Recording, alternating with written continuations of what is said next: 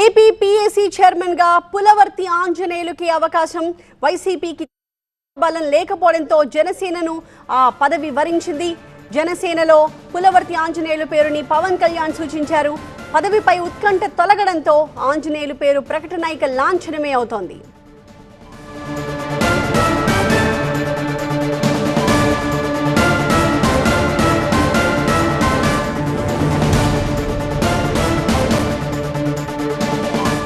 మరిన్ని ఇన్పుట్స్ తో మా ప్రతినిధి ఈశ్వర్ సిద్ధంగా ఉన్నారు లైవ్ లో. ఈశ్వర్, ప్రధానంగా పులవర్తి ఆంజనేయులు ఎంపిక నేపథ్యంలో ఎలాంటి పరిణామాలు చోటు చేసుకున్నాయి?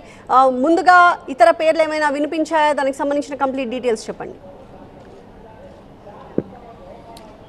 ప్రతిపక్షం లేకపోవడంతో గత కొంతకాలంగా చప్పగా సాగుతున్న అసెంబ్లీకి సంబంధించి ఒక్కసారిగా పబ్లిక్ అకౌంట్స్ కమిటీ చైర్మన్ విషయం ప్రస్తావనకు రాగానే దానికి సంబంధించిన నోటిఫికేషన్ ఇవ్వగానే ఒక్కసారిగా హైప్ వచ్చింది. దీనికి సంబంధించి సాధారణంగా ప్రతిపక్ష కిసాన్ క్రెడిట్ కార్డ్ మీ వ్యవసాయానికి మరియు వ్యవసాయ అవసరాల కోసం 3 లక్షల వరకు లోన్ పొందవచ్చు. దీని గురించి తెలుసుకోవడానికి ఇప్పుడే ఫ్రీడమ్ యాప్ని డౌన్లోడ్ చేసుకోండి. ఇస్తుంటారు. అదే సమయంలో ప్రతిపక్షానికి సంబంధించిన పెద్దిరెడ్డి నామినేషన్ వేస్తుండడంతో రెండు అధికార పార్టీ ప్రతిపక్షాల మధ్య ఏమైనా నెగోషియేట్ అయిందేమో అన్న స్పెక్యులేషన్స్ పెద్దగా నడిచాయి, భారీ ఎత్తున నడిచాయి.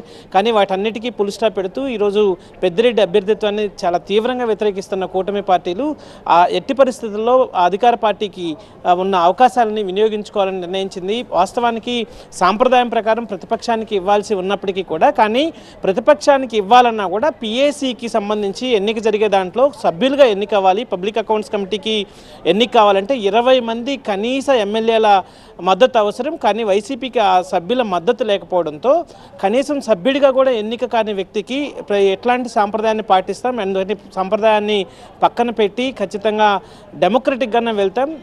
ఖచ్చితంగా అసెంబ్లీ లాస్ ప్రకారం చూస్తే ఖచ్చితంగా ఎన్నిక కావాల్సిన నేపథ్యం ఉంటుంది. పిఏసీకి దాదాపు 9 మంది అసెంబ్లీ నుంచి ఎన్నిక కావాల్సి ఉంటుంది. ఎన్నికైన వాళ్ళలో ఒకరిని సభ్యుల అంగీకారం మేరకు స్పీకర్ చైర్మన్ చేస్తారు. ఒకవేళ దానికి సభ్యునిగా ఎన్నికైన తర్వాత మాత్రమే సాంప్రదాయాన్ని ఆలోచించే అవకాశం ఉంటుంది.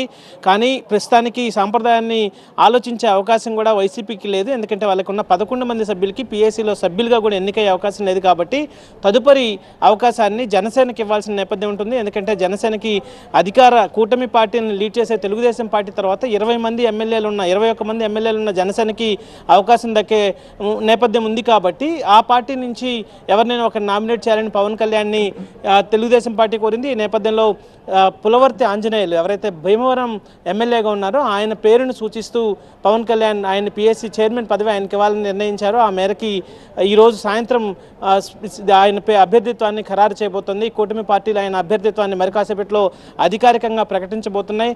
పెద్ద ఎత్తున ఉత్కంఠ ఏర్పడింది. ఎందుకంటే మొదటి నుంచి అసెంబ్లీకి సంబంధించి 1967 నుంచి ఇట్లాంటి పదవిని ప్రతిపక్షాలకు ఇస్తుంటారు. ఇట్లాంటి పిఏసీని పబ్లిక్ అకౌంట్స్ కమిటీని ప్రతిపక్షాలకు ఇస్తుండడం ఆనవాయితీ. కాబట్టి అది ఖచ్చితంగా వైసీపీకి దక్కుతుందా లేదా అన్న స్పెక్యులేషన్స్ నడిచాయి. ఎందుకంటే అసెంబ్లీకి కూడా రాని వైసీపీకి ఎందుకు ఇస్తామన్న ఒకవైపు చెప్తూనే మరొకవైపు సాంప్రదాయం ఉంది. కాబట్టి ఒకవేళ నామినేషన్ వేస్తే ఇస్తారేమో అన్న పెద్ద ఎత్తున చర్చ జరిగింది. సో వాటన్నిటికీ పుల్ స్టాప్ పెడుతూ కనీసం సభ్యులుగా ఎన్నిక కావడానికి అర్హత లేని పార్టీకి చైర్మన్ పదవి ఎలా ఇస్తామన్నది ప్రధాన సూత్రంగా పట్టుకొని, ప్రధానమైన పాయింట్గా పట్టుకుని ఈరోజు కూటమి పార్టీలు దాన్ని అధికార పార్టీకి పూర్తి స్థాయిలో కూటమి పార్టీల్లో వాళ్ళకి ఇవ్వాలని నిర్ణయించాయి. ప్రతిపక్షానికి ఎట్టి పరిస్థితుల్లో అవకాశం ఇవ్వకూడదని నిర్ణయించాయి. ఆ నేపథ్యంలోనే ఆంజనేయుల్ని పులవర్తి రామాంజనేయులు ఆయన అంజిబాబు అభ్యర్థిత్వాన్ని ఖరారు చేశాయి. మరి కాసేపట్లో ఆయన పేరును అధికారికంగా ప్రకటించబోతున్నాయి.